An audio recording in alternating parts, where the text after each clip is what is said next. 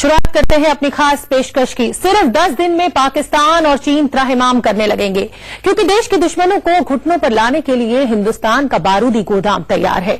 एक ऐसा बारूदी गोदाम जिसमें फाइटर जेट भी होंगे, मिसाइल्स का भी जखीरा होगा, साथ में टैंक्स और तोपों की भी भरमार होगी।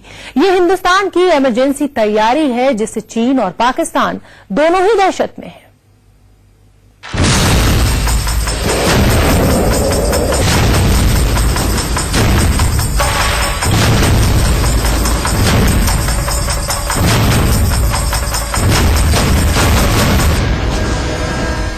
चीन पाकिस्तान को निपटा देगा।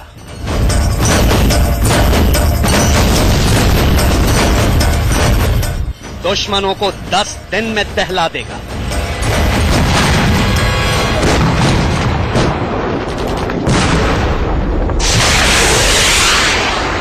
हिंदुस्तान का बारूदी गोदाम।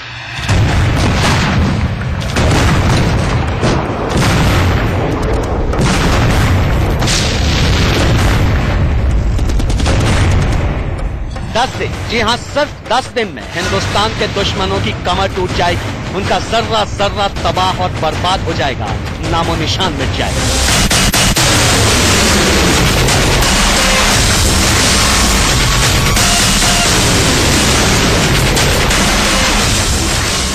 अब अगर सरहद पर चीन या पाकिस्तान ने भारत की ताकत को आजमाने की कोशिश की, तो उसका अंजाम उन्हें 100 जन्मों तक याद रहेगा, क्योंकि सेना को मिल गया है ऐसा बारूदी गोदाम जो सिर्फ 10 दिन के धुआंधार हमले से दुश्मन का सीना तार तार कर देगा।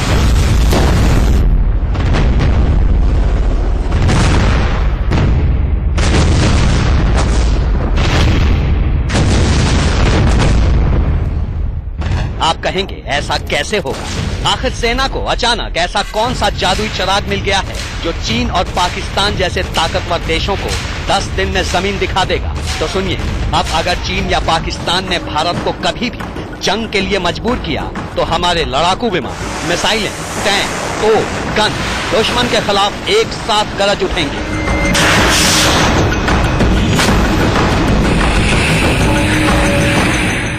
दरअसल सरहद पर सेना का हाथ मजबूत करने के लिए मोदी सरकार ने 20,000 करोड़ रुपए की इमरजेंसी डील की है।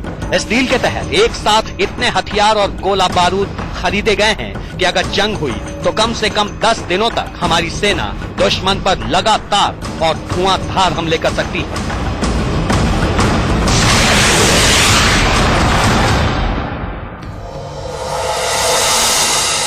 पिछले साल जम्मू कश्मीर के उरी में आतंकी हमले के बाद भारतीय सेना के जवानों ने पीओके में घुसकर आतंकी ठिकानों पर सर्जिकल स्ट्राइक को अंजाम दिया, जिसके बाद पाकिस्तान की तरफ से सीमा पर क्रॉस बॉर्डर फायरिंग की जाने लगी।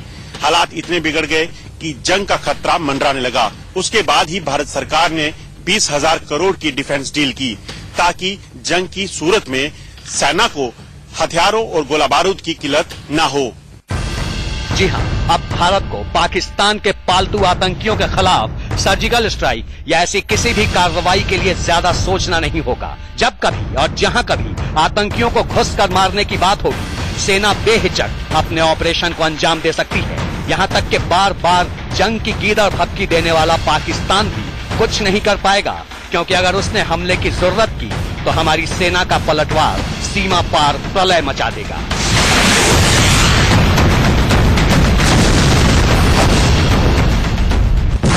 हम ऐसा इसलिए कह रहे हैं क्योंकि हमारे पास होगा बारूदी गोदाम, और पाकिस्तान जंग के लिए जब तक हथियार और गोला बारूद जुटाएगा, तब तक उसका चप्पा चप्पा कब्रिस्तान बन जाएगा।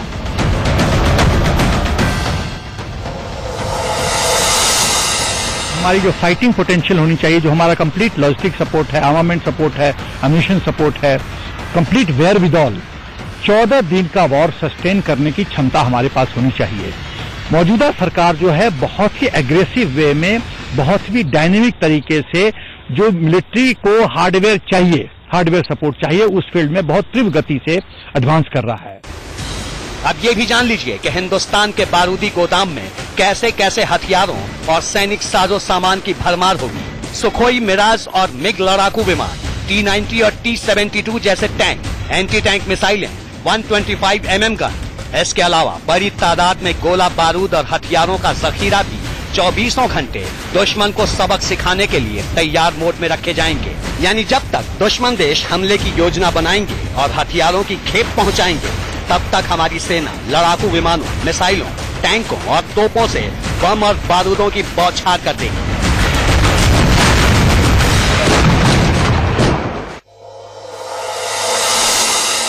फाइटर एयरक्राफ्ट, बॉम्बर्स वगैरह जो है ऑलरेडी हम बहुत शॉर्टेज है हमारे पास, जबकि 42 स्क्वाड्रन होने थे, अभी तक 34 स्क्वाड्रन से हम काम चला रहे हैं। साथ ही साथ शिप्स में भी बहुत कमी है। Latest equipment, highly technological equipment जो है उनमें भी कमी है। तो ये सब चीजों की कमी है। ये यदि आ जाएंगे तो हमारी फौजें, हमारे आर्मी नेवी बहुत सक्षम हो जा सकते हैं। आप सोच रहे होंगे कि क्या अब तक हमारी सेना खाली हाथ थी? क्या दुश्मनों से निपटने की कोई तैयारी नहीं थी? जरूर थी और भरपूर थी, पर वो तैयारी सिर्फ इतनी थी जिससे फौजी तौर पर दुश्मनों की गोलाबारी का जवाब दिया जा सके। जंग जैसी सूरत में शत्रु का मुकाबला करने के लिए बड़ी मात्रा में हथियारों और गोला बारूद की जरूरत होती है, लेकिन हमारी सेना एक लंबे अरसे से इस कमी से जूझ रही थी। पिछले साल सीएजी ने सरकार को अपनी एक रिपोर्ट सौंपी थी, जिसमें साफ तौर पर सेना के पास मौजूद गोला बारूद की कमियों को लेकर दर्शाया गया था। सरकार ने इस रिपोर्ट को बड़ी गंभीरता से लिया और नेवी, एयरफोर्स और आर्मी की एक स्पेशल कमेटी बनाई, जिसके बाद सरकार ने लगातार इन कमियों को पूरा करने पर काम करना शुरू कर दिया था। और अब पिछले 2 से 3 महीने में सरकार ने इन कमियों के बाद और इस कमेटी की रिपोर्ट के बाद खासतौर पर रूस, इजराइल और फ्रांस जैसे देशों के साथ ताबड़तोड़ समझौते करने शुरू कर दिए हैं। हालांकि रूस, इजराइल और फ्रांस जैसे देशों से हमारे सैन्य रिश्ते काफी पहले से रहे हैं और इनके साथ कई जरूरी डिफेंस डील की जा चुकी है, पर बीते कुछ महीनों में जो समझौते हुए हैं वो खास तौर से उस कमी को पूरा करने के लिए है जो सेना और सुरक्षा के लिए चिंता की बड़ी वजह बनी हुई थी। आगे आपको बताएंगे कि किस देश से कौन सी डील हुई है और उससे सेना को क्या फायदा होगा। अजय जांड्याल और सुमित चौधरी के साथ ब्यूरो रिपोर्ट, इंडिया न्यूज। सरकार ने साल 2014 में जब देश की सत्ता संभाली तभी सेना के लिए 20,000 करोड़ के सौदे को मंजूरी दे दी थी।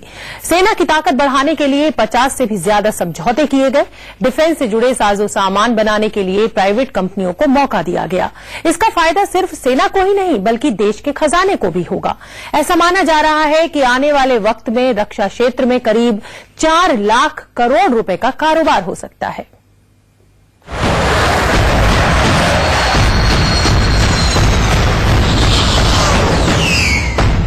ये 3 तस्वीरें हिंदुस्तान की वायु शक्ति की सबसे बड़ी पहचान है। इनमें सुखोई 30 और MiG-29 रूस से मिले वो लड़ाकू विमान हैं जो जंग के मैदान में जलजला ला सकते हैं, जबकि फ्रांस से मिले मिराज 2000 की ताकत और तेजी का लोहा पूरी दुनिया मानती है।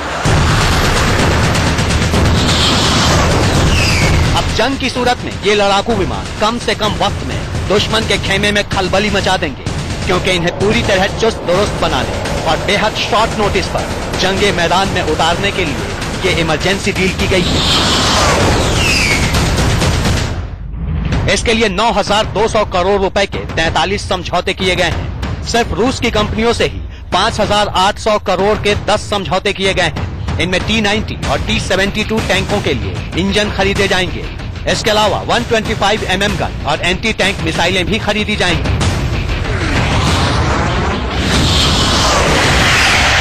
इन लड़ाकू विमानों, टैंकों और मिसाइलों को जंग जैसी इमरजेंसी के लिए हर वक्त मुस्तैद रखा जाएगा।